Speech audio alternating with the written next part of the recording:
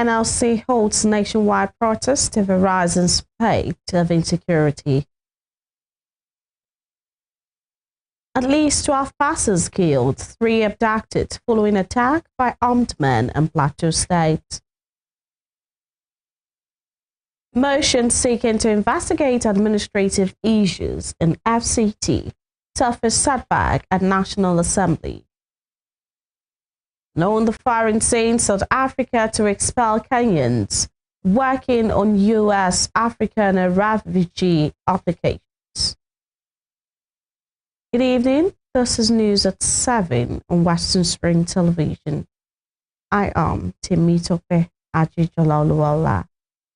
Members of the Nigeria Labour Congress, NLC, on Wednesday gathered at the NLC Secretariat in Abuja for a nationwide protest against the rise in insecurity across the country. Some of those at the Secretariat include the President of the NLC, Joe Ajaero, and civil society allies. Notable among them are Omoyele Sowore and his colleagues in the Revolution Now movement. In Abuja, the Federal Capital Territory, the protesters marched from the NLC Secretariat under the watch of security agents from the Nigeria Police Force, Nigeria Security and Civil Defense Corps, NLC, and the Department of State Services, DSS. In Lagos, NLC members and civil society groups marched from Ikeja, the state capital, to the Government House in Alausa to decry the spate of kidnappings and other crimes in different parts of Nigeria and called on the state and federal governments to take urgent action to improve the situation. The Rivers State chapter of the NLC also embarked on a peaceful march throughout the Port Harcourt-Aba Expressway from its office. Ajaero had earlier said the union's planned nationwide protest remains sacrosanct, while decrying the negative effects of insecurity on Nigeria's economy, particularly how it is turning away investors. While speaking at the protest ground, Sowore says the country is bleeding.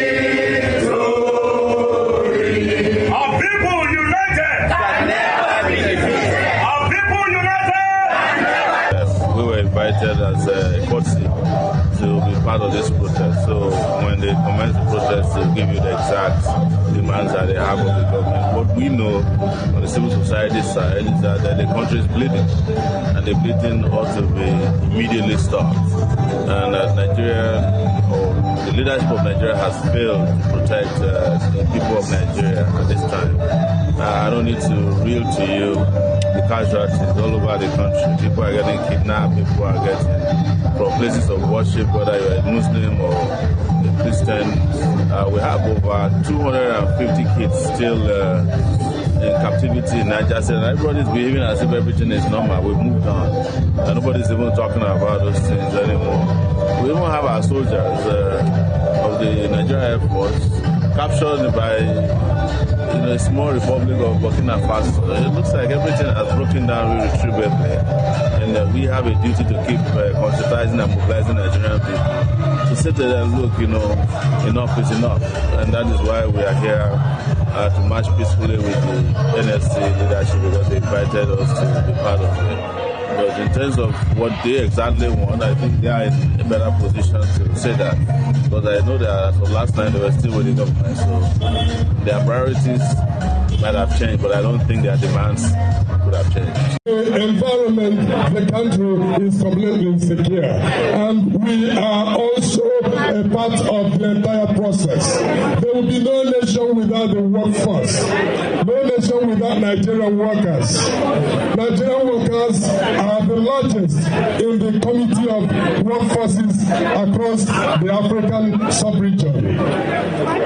Please, let us be all committed. Let us be together. Let us come out more en masse to protest peacefully for insecurity to be abolished, for security to be installed in Nigeria. In all nooks and crannies, we can achieve that. It is a collective responsibility of every Nigerian. That is why we have adopted this, to show that we are the owners of the nation. While the Nigerian Labour Congress, NLC, Secretary of State chapter, has suspended its planned street protest over worsening insecurity and resolved to hold special prize for peace and safety across the state. The decision was announced on Wednesday by the state NLC chairman Abdullahi Jungle. Jungle said the move followed extensive consultations and a resolution of the State Executive Council in line with the directive of the NLC National Headquarters. The NLC had earlier indicated readiness to join a nationwide protest called by organized labor to draw attention to the escalating insecurity across the country, particularly in the Northwest, where banditry, kidnappings, and attacks in rural communities have continued unabated. In Sokoto State, several local government areas, including Sabon Birni, Isa, Rabah, Tangazar, and Gada, have recorded repeated attacks, leading to loss of lives, displacement of residents, and disruption of economic activities, especially farming and trading. While commanding security agencies in the state for what he described as recent victories and visible efforts, the Labour leader stressed that the situation still requires urgent and sustained intervention. At least 12 persons have been killed, 3 abducted, and 5 others injured following an attack by armed men on local miners in Fan, a community in Bakin Ladi, local government area of Plateau State.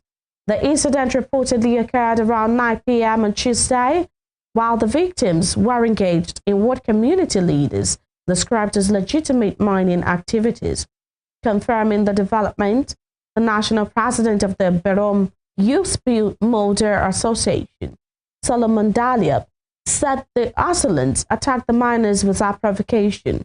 He condemns the incident and described it as another painful reminder of the persistent insecurity confronting communities in Plateau State, particularly those engaged in lawful economic activities.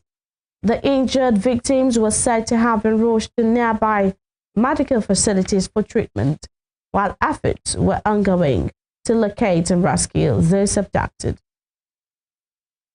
The federal government has said it is seeking to strengthen Nigeria's conflict prevention framework through improved early warning and response systems amid persistent security challenges across the country and the wider African region. The Minister of Foreign Affairs, Yusuf Tugar, stated this in Abuja on Wednesday while addressing an engagement session on the strengthening and capacity building of the National Early Warning Response Group. It was represented at the event by the spokesperson for the ministry, Kimebi Abemfa. In his address, Tugar said the engagement session was organized by the Institute for Peace and Conflict Resolution in collaboration with Strengthening Peace and Resilience in Nigeria, a project supported by the British Foreign Commonwealth and Development Office. Tugar noticed that countries around the world continue to face violent conflict and insecurity, including political instability, banditry, terrorism, violent extremism, and transnational organized crime. He said climate change and the spread of small arms and light weapons had worsened insecurity, particularly in the Sahel region. In the meantime, the Nigeria Security and Civil Defense Corps Federal Capital Territory Command has deployed 4,000 personnel across the territory to ensure a peaceful Yuletide celebration. The FCT Commandant of the Corps, Olushola Odumusu, added the deployment is part of measures to safeguard lives and property, as well as protect critical national assets and infrastructure before, during, and after the festive period. This was contained in a statement signed by the command spokesperson Monica Ojobi. and released on Wednesday. The personnel, drawn from various specialized units, have been stationed across communities within the FCT to prevent emergencies and unforeseen security breaches. The command has also deployed undercover operatives for COVID surveillance operations. A motion seeking to investigate alleged land grabbing, demolitions, sewage disposals, and other administrative issues in the Federal Capital Territory suffered a setback on the floor of the Senate on Wednesday after it was ruled procedurally defective. The motion, sponsored by Ireti Kingibe, was presented as a matter of urgent national importance under Orders 41 and 51 of the Senate Standing Rules. Kingibe stated that the Senate had barely a year ago intervened and called the Minister of the FCT, Nyesom Wike, to order over related issues bordering on unlawful land administration, disregard for due process, and encroachment on legally vested land rights, noting with concern that despite such prior legislative intervention, the same practices persist. However, the upper chamber declined to debate on it, declaring that it did not meet the requirements for urgency as stipulated by the rules. During deliberations, the Deputy Senate President Baraj Jibrin argued that the motion was dead on arrival, rather lauding the FCT Minister for transforming Abuja and describing his performance as commendable. In his remarks, the Senate President Godswill Akpabio stated the motion lacked focus and could not be classified as urgent. The Senate leader, Okpeyemi Bamidele, also underscored that matters of urgent national importance must be issues that cannot wait until the next day, advising Kingibe to withdraw the motion and represent it as a substantive motion. In another development, the Minister of the Federal Capital Territory, Nyesom Wike, has reinstated Michael Angle as the acting chairman of the FCT and Internal Revenue Service. Wike's senior special assistant on public communications and social media, Larry Olayinka, in a statement on Wednesday, said the minister also reinstated the mandate secretary for education, Danlami Hayo. On December 5, the minister sacked Angle, relieving him from official duties as the acting chairman of FCT IRS. Though no reason was given for Angle's sudden removal. Wike's spokesman said the most senior official of the FCT IRS has been directed to immediately assume leadership of the agency. Angle was appointed in an acting capacity by President Bola Tinubu in August 2024. And now talking politics, the faction of the Labour Party aligned with former presidential candidate Peter Obi and Abia State Governor Alex Otti has fixed February 28, 2026 for its national convention as it launched a nationwide membership revalidation and fresh registration drive targeting 10 million Nigerians ahead of the 2027 general election. The exercise firmly flagged off in Abuja on Wednesday as coming against the backdrop of prolonged leadership crisis, parallel structures and court battles that have fractured the opposition party since the 2023 polls. Speaking virtually at the event, acting national chairman of the party, Senator Nenadi Usman, said the fresh mobilization was part of a broader effort to reposition and strengthen the party for what she described as bigger responsibilities and opportunities as the next election season approaches. Now turbulent.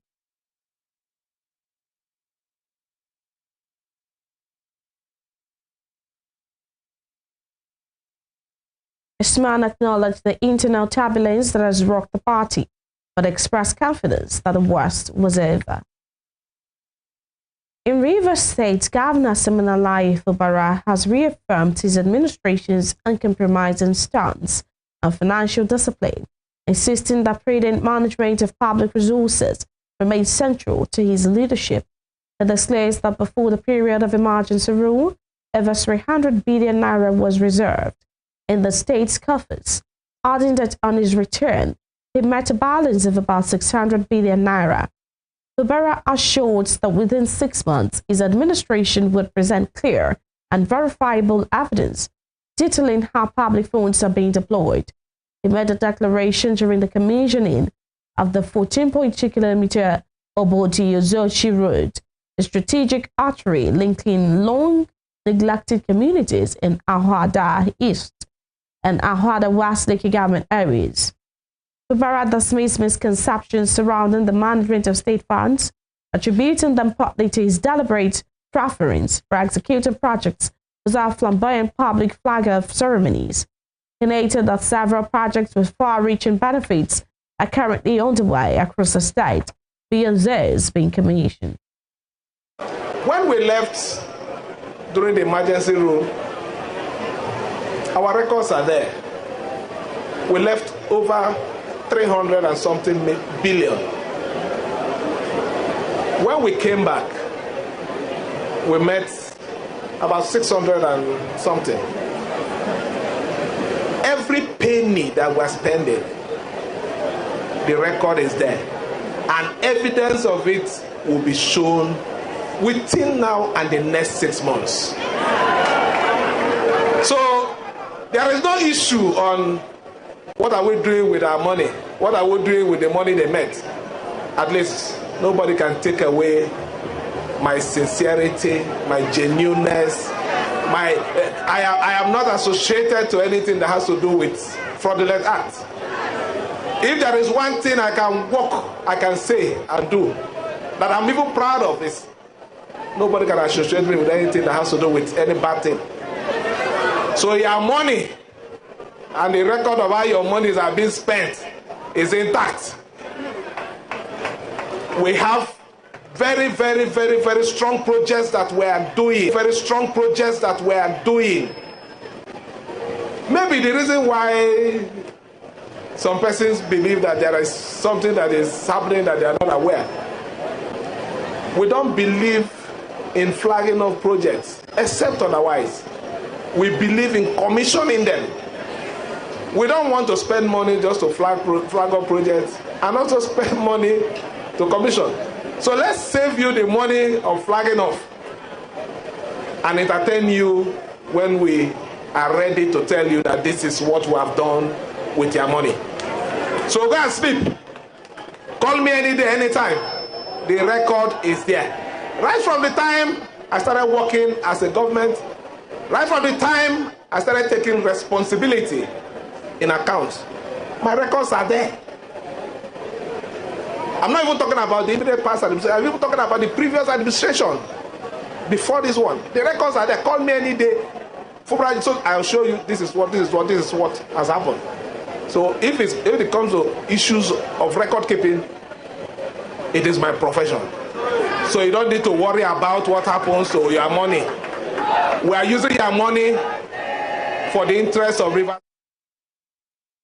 Sokoto Governor Ahmed Aliyu has presented a total of 758.7 billion naira to the State House of Assembly as a proposed 2026 budget.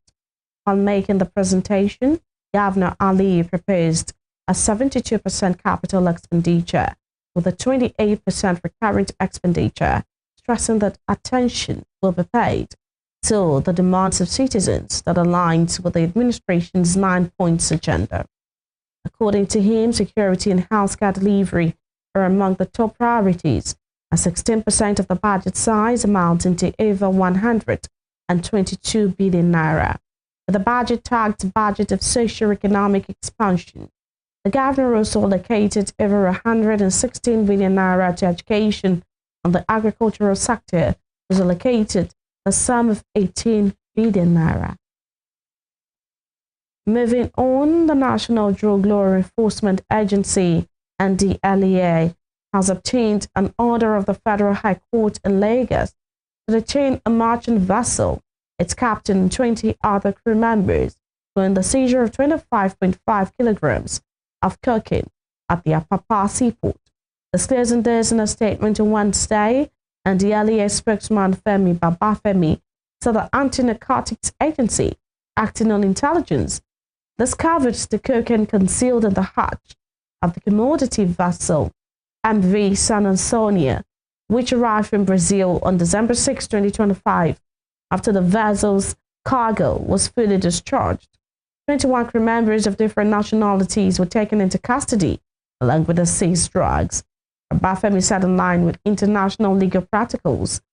The NDLEA on December 12 filed an ex parte application before Justice Frida Nkemakonam Ogazi of the Federal High Court, Lagos, for the detention of the ship, and the 21 crew members pending when charges will be filed against them. Still to come, United States President Donald Trump imposes partial travel restriction on Nigeria. We'll bring you more of this when we return. Stay with us.